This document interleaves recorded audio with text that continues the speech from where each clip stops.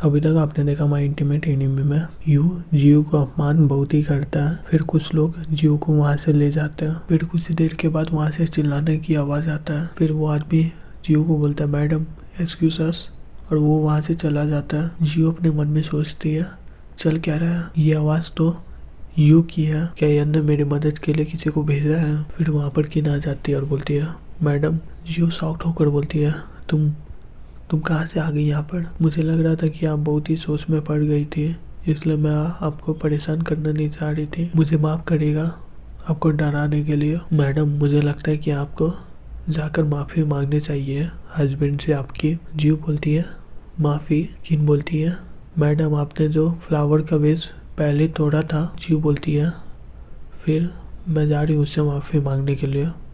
और फिर वो अपने मन में बोलती है ये तो एक नॉर्मल सा बेस है, इसमें क्या प्रॉब्लम। फिर वो यन के रूम में चले जाती है और नॉक करती है। उसी समय यन बोलता है आ जाओ। जियो अंदर आकर बोलती है मुझे माफ़ करना, मैंने तुम्हारा वेस तोड़ दिया। यन बोलता है वो नुआन का था। फिर वो अपने मन में सोचती है इसका क्या मतलब है, क्या मुझे ये माफ़ नहीं करेगा, क्या फिर ये कहना चाहता है कि मैं नुआन से माफ़ी मांगूं। फिर यन बोलता है देखो तुमने चैप्टर 3 में क्या लिखा है। जियो बोलती है मैं क्या लिख दी हूँ वहाँ पर। फिर वो अपने मन में सोचती है मुझे याद क्यों नहीं आ रहा है, वहाँ पर कुछ लवी डबी वाला कुछ सीन ना हो। फिर वो अपने मन में कांपते हुए सोचती है मैंने क्या लिख दिया चैप्टर 3 में, याद नहीं आ रहा है मुझे। यान अपने मन में बोलता है ये लड़की बहुत ही इंटरेस्टिंग है, ये नर्वस होती है तो पूरा शरीर इसका कांपने लग जाता है। यान बोलता है जियो मेरे पास आओ। जियो पीछे हटते हुए बोलती है चैप्टर 3 में क्या है, तुम इसका फीडबैक दे सकते हो, मैं यहीं पर खड़ी हूँ, तुम सिर्फ बोलो मुझे। यन खड़े होकर बोलता है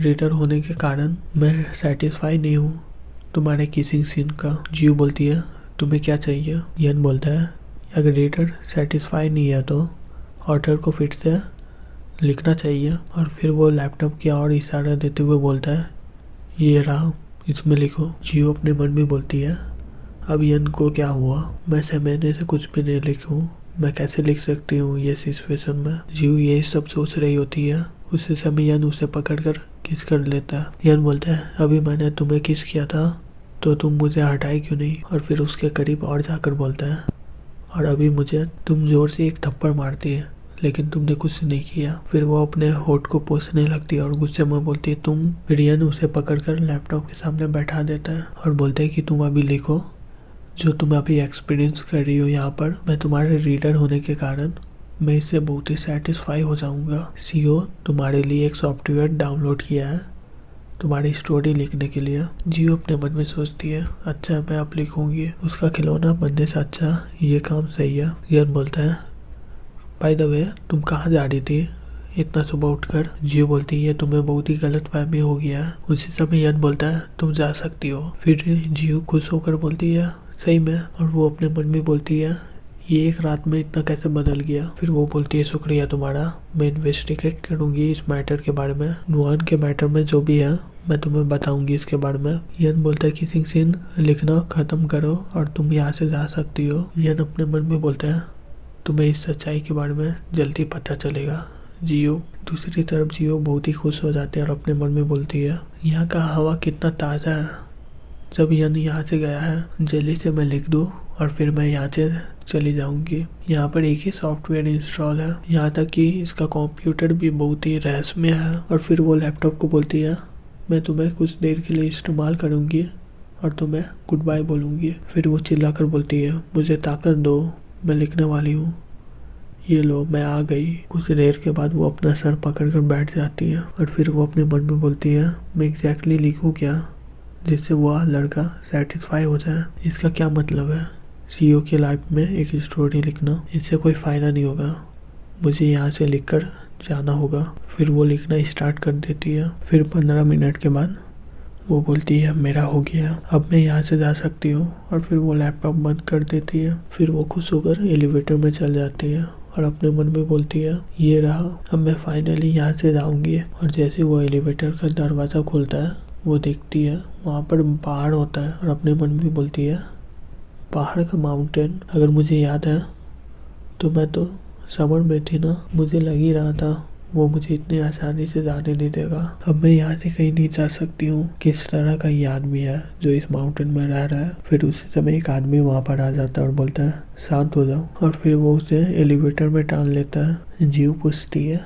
ये कौन सा जगह है। फिर वो आदमी बोलता है ये एक माउंटेन है जो आपके घर से बहुत ही दूर है, आप यहाँ से चल के नहीं जा पाओगे। जीव पीछे मुड़कर देखती है और बोलती है कौन। फिर वो आदमी बोलता है हेलो मैडम, मेरा नाम है किन्सी। जीव बोलती है ओ, मैं इस माउंटेन से कैसे उतरूंगी। किन्सी बोलता है मरकर या अपना असाइनमेंट को कंप्लीट करके। जीव शॉक्ड होकर बोलती है असाइनमेंट, ये किस तरह का जगह है। किन्सी बोलता है ये असैसिन का बेस है। जीव से बोलती है तुम क्या असैसिन हो।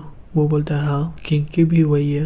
ये सुनकर अपने मन में बोलती है ओ माय गॉड, किंकी तो बहुत ही अच्छी थे, लेकिन वो असैसिन कैसे हो सकती है। फिर वो बोलती है फिर यन मिंगजन। किन्सी बोलता है मैडम वो तो आपके पति है ना, नर्वस होने की कोई ज़रूरत नहीं है। जी बोलती है फिर मैं कहाँ पर हूँ अभी। किन्सी बोलता है नॉर्थन चाइना, माउंटेन के एकदम बीच में, और आपको मैं और ज़्यादा नहीं बता सकता हूँ। फिर कुछ देर के बाद बोलता है मैडम हम लोग 5th फ्लोर में आ गए हैं। सर मुझे बोले थे कि आपको यहाँ का इन्वायरमेंट को दिखाना चाहिए, अगर आप ये बिना देखे यहाँ से चल जाए तो बहुत ही ख़राब होगा। इस जगह को नाइट सिटी भी बोला जाता है। खाना और ज़रूरी सामान हर दिन हेलीकॉप्टर से यहाँ पर आता है, और इसके अलावा इस माउंटेन से कोई नहीं जा सकता। फिर उसे जैकेट दे देता है और बोलता है मैडम प्लीज़ वापस जाइए आप। जीव बोलती है किन्सी मेरा दिल दूसरा का दिल है, मुझे इस बात का पता लगाना है कि क्या हुआ था, क्या तुम मेरी मदद कर सकते हो। प्लीज़ मैं ऐसे नहीं दे सकती हूँ बिना कुछ सच्चाई जाने हुए। किन्सी कुछ देर सोचने के बाद बोलता है बहुत ही ठंड है मैडम,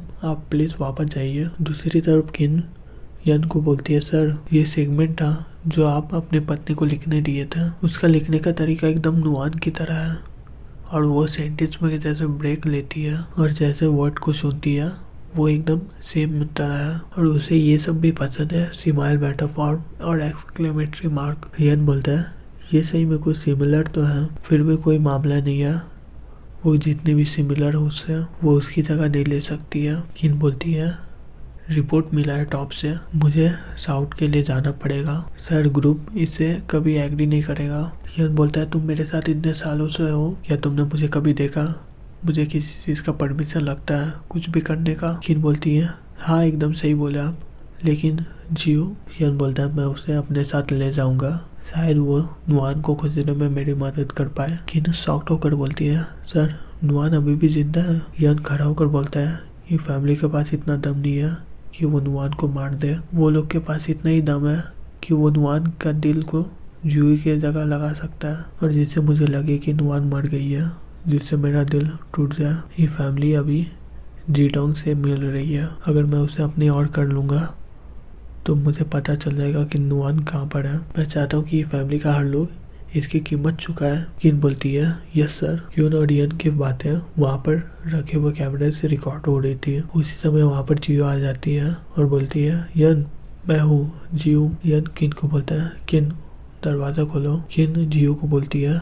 मैडम आपने किन्सी से मिल तो ली ही होगी, वो अब से आपकी सेफ्टी का जिम्मेदारी लेगा। जियो अपने मन में सोचती है किन भी एक ऐसा सीन है। फिर किन बोलती है अंदर आइए प्लीज़।